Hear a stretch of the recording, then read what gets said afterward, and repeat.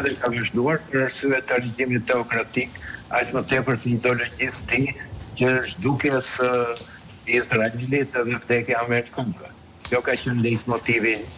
kryesor. Por mori zhvillim dhe mori një kundërpërgjigje veprimin ndaj Iranit me ngjarjen që tha në tetor të 2 viteve më përpara, sulmi që bën proksit e Iranit të furnizuar, të sponsorizuar për tyre të Hamasit kundër Izraelit. Tani është në një moment që Izraeli po vërtet në Iran, sidomos 2 fiksionime kryesore, 2 baza të infrastrukturës ushtarake, sidomos depozitat e raketave, është vetëm armë që Irani tashmë po prodhon për të sulmuar, për arsye sepse Izraeli me Iranin nuk ndajnë të njëjtin kufi, po kanë një lartësi gjeografike të konsiderueshme, dhe aq më tepër që Siria që ka shërbyer si një urë lidhse e regjimit të Iranit për të goditur Izraelin, edhe më gjerë me anë të Hezbollahve dhe në jugun e Libanit, tashmë ka ndryshuar regjimin atje. Prandaj është ashtu si tha zoti Peka, që është diçka më tepër se sa një konflikt midis Izraelit dhe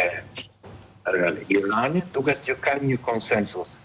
më të gjerë botëror që Irani nuk duhet të jetë prodhues i armëve bërtamore, për arsye sepse është një vend me një regjim teokratik, një vend që njihet për eksport të terrorizmit, dhe mendonin sikur këto armë të bien në dorë dhe të shpërndahen në gjithë botën. Nuk është rasti që edhe këshilltari ndërmjetësues për konfliktin me Iran, Wavkov, i presidentit Trump, është një njëjti i cili bisedon me Putinin dhe me Rusin për konfliktin në Ukrainë.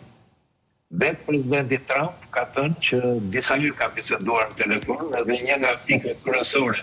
sidomos kur është arritur marrëveshja për detin e zi,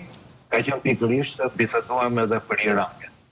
Duket që ka një konsensus të gjerë, është e papranueshme në shekullin e 21 dhe të gjitha presionet që mund të bëjnë një fuqi e tillë si